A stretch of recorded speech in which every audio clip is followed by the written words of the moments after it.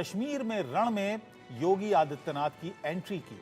योगी आज से जम्मू कश्मीर के चुनावी रण में कूद चुके हैं। योगी आदित्यनाथ बीजेपी के फायर ब्रांड नेता हैं। चुनाव के दौरान जिन इलाकों में हिंदुओं की आबादी ज्यादा है, वहां पर उनकी खास डिमांड रहती है। हिंदुओं के बीच योगी की इमेज एक भगवा नेता के तौर पर है। यूपी में योगी मॉडल की चर्चा दूसरे मुल्कों में भी होती है। यही वजह है कि देश के दूसरे राज्यों में जहां बीजेपी की सरकार नहीं है, वो सरकारें भी योगी मॉडल को अपना रही हैं। योगी की इसी इमेज और योगी मॉडल के जरिए बीजेपी की कोशिश जम्मू के हिंदू इलाकों में योगी की छवि को भुनाना है। जम्मू कश्मीर में होने वाला तीसरा चरण इसी लिहाज से खास है क्योंकि इसमें बीजेपी की प्रतिष्ठा दांव पर है। तीसरे चरण में कुल 40 सीटों पर वोट पड़ने हैं, जिनमें से जम्मू रीजन की 26 सीटें हैं। लिहाजा बीजेपी ने पूरी ताकत लगा दी है, बड़े स्टार प्रचारकों की फौज उतार दी है। तो वहीं योगी की एंट्री से विपक्ष में भी थोड़ी हलचल है, खलबली है। योगी के प्रचार से बीजेपी को कितना फायदा होगा, ये तो 8 अक्टूबर को ही पता चलेगा। लेकिन आज योगी ने 3 रैलियां की। रामगढ़ रैली में योगी ने विरोधियों को तो निशाने पर लिया ही, साथ ही पाकिस्तान को भी लताड़ लगाई। और इसी पर आज हम देश का सवाल कर रहे हैं। और देश का सवाल में जो हम सवाल उठा रहे हैं उनमें है कि जम्मू कश्मीर के चुनावी रण में योगी की एंट्री हुई है। हिंदू बेल्ट में क्या बीजेपी को कुछ फायदा होगा? Bulldozer model, name plate model दूसरे राज्यों अपना रहे हैं। हिमाचल में इसको अभी अपनाया। इसका क्या फायदा कश्मीर में मिलेगा? आतंकवाद और पाकिस्तान के खिलाफ योगी खुलकर बोलते हैं। इसका क्या बीजेपी को फायदा जम्मू कश्मीर में होगा? योगी की इमेज हिंदुओं के एक फायर ब्रांड नेता के तौर पर है और जम्मू रीजन जहां पर हिंदू वोट ज्यादा है, क्या इसका फायदा भारतीय जनता पार्टी को मिलेगा? इन तमाम मुद्दों पर हम चर्चा करेंगे, लेकिन पहले आपको दिखाते हैं आज उत्तर प्रदेश के मुख्यमंत्री योगी आदित्यनाथ ने अपनी चुनावी रैलियों में क्या कुछ कहा। बहनों और भाइयों, जब हम आपके पास यहां पर आए हैं, मैं केवल आपके माध्यम से कांग्रेस के नेता श्री राहुल गांधी से कुछ प्रश्न करना चाहता हूं। मैं पूछना चाहता हूं उनसे कि जो नेशनल कॉन्फ्रेंस ने जम्मू कश्मीर के लिए अलग झंडे की बात कही है, क्या वह उसका समर्थन करते हैं?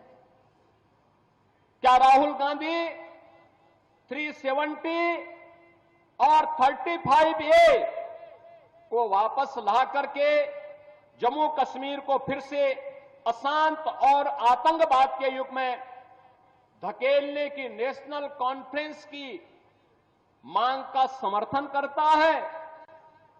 क्या कांग्रेस कश्मीर के युवाओं की कीमत पर पाकिस्तान के साथ वार्ता करके फिर से अलगाववाद को बढ़ावा देने का समर्थन करती है? क्या कांग्रेस पार्टी पाकिस्तान के साथ LOC ट्रेड शुरू करने के नेशनल कॉन्फ्रेंस के निर्णय से फिर से बॉर्डर पार से आतंकवाद का पोषण करने का समर्थन करती है? क्या कांग्रेस आतंकवाद और पत्थरबाजी की घटनाओं में शामिल लोगों के परिजनों को फिर से सरकारी नौकरी में बहाल करके आतंकवाद, दहशतगर्दी और बंद के दौर को फिर से लाने का समर्थन करती है? क्या कांग्रेस नेशनल कॉन्फ्रेंस के साथ अपने आरक्षण विरोधी चेहरे को फिर से सामने लाने का प्रयास नहीं कर रही है? और क्या जो यहां पर प्रधानमंत्री मोदी जी ने दलितों को, गुर्जरों को, बकरवालों को, पहाड़ियों को आरक्षण की सुविधा प्रदान की है, क्या नेशनल कॉन्फ्रेंस के द्वारा इन्हें समाप्त करने की घोषणा का क्या वह समर्थन करती है? एक तरफ भारत है और दूसरी तरफ पाकिस्तान है, रोटी के लाले पड़ रहे हैं। स्वाभाविक रूप से भिखमंगा पाकिस्तान आज अपने आप को नहीं संभाल पा रहा है। कहीं पर पाक अधिकृत कश्मीर उससे अलग होने की आवाज उठा रहा है। वो कह रहा है कि हमें भी तो अधिकार था जम्मू कश्मीर के चुनाव में भाग लेने का, और जम्मू कश्मीर के चुनाव के साथ पाक अधिकृत कश्मीर में भी, मुर्शिदाबाद में भी अगर चुनाव होता ना तो और अच्छा संदेश जाता। लेकिन संदेश आपको देना है इस चुनाव के माध्यम से। दूसरी तरफ बलूचिस्तान अलग से कह रहा है, वो कह रहा है कि पाकिस्तान से हमारी केमिस्ट्री तो मिलती ही नहीं है, हमारी केमिस्ट्री उससे मिलती ही नहीं है, क्योंकि पाकिस्तान तो मानवता का दुश्मन है, ये मानवता का एक कैंसर है। इस कैंसर से दुनिया को मुक्ति मिलनी ही चाहिए, और उस मुक्ति के लिए हम सब आपके पास आए हैं कहने के लिए।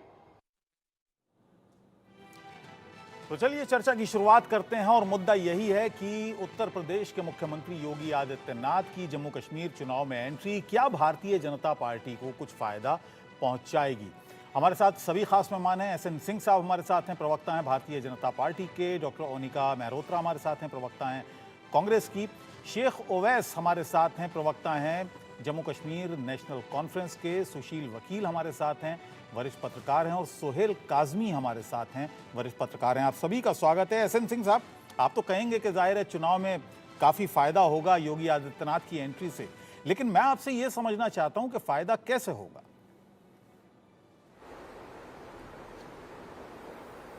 देखिए, अभी आपका डिबेट शुरू हुआ और डिबेट समाप्त होगा, तब तक आप देखेंगे सभी पार्टियां अपना अपना फायदा गिराएंगे, और लास्ट तक कोई नहीं मानेगा कि नहीं मेरा फायदा नहीं होगा। लेकिन जानते हैं जनता का फायदा इंडिया न्यूज जो आपका जिम्मेदार चैनल है उसके रिपोर्टरों ने दिखाया।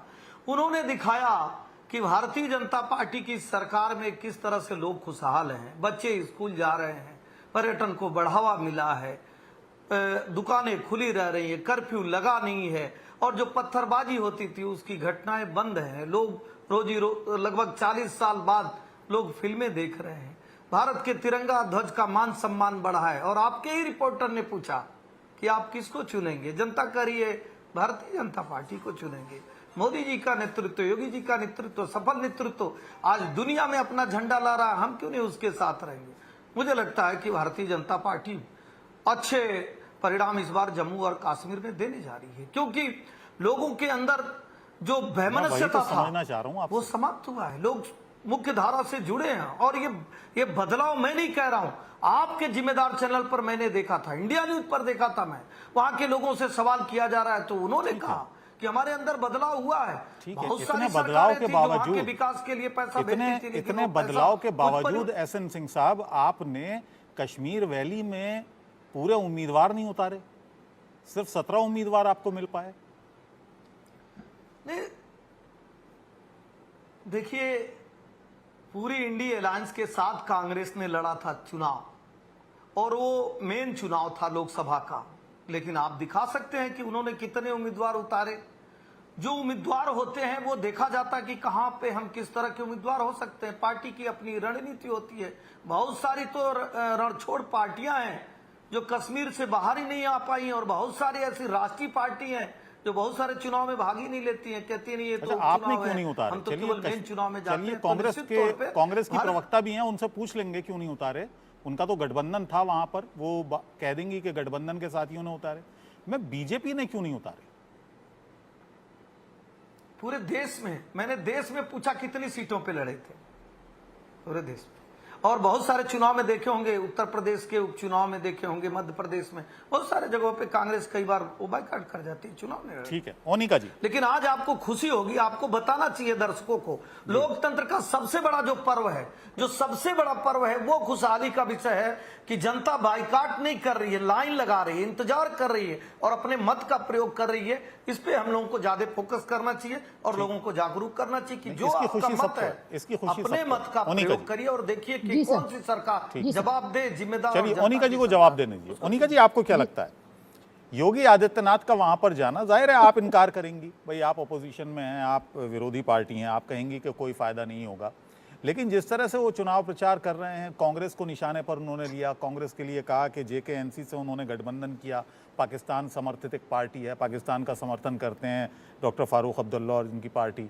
और वहां पर कोई फायदा इसीलिए आपको नहीं होगा क्योंकि जनता समझ चुकी है कौन उनका हितैषी है। सर जवाब दूं इसका? जी बताएं। देखिए, यूपी में तो खुद के घर पे आग लगी है, खुद तो संभाल नहीं पा रहे, अयोध्या हार गए। किस टाइप के हिंदू लीडर हैं ये?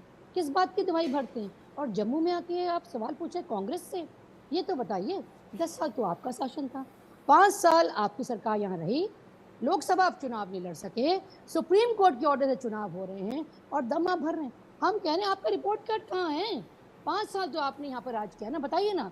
मैं जम्मू में ही हूँ सर इस वक्त, और जम्मू से ही प्रचार देख रही हूँ, करीबन महीना हो गया। आप लोगों से पूछिए, हमने लोगों से पूछा क्या खोया क्या पाया, मालूम है लोगों ने क्या कहा? उन्होंने कहा सब कुछ खोया और कुछ नहीं पाया। क्यों?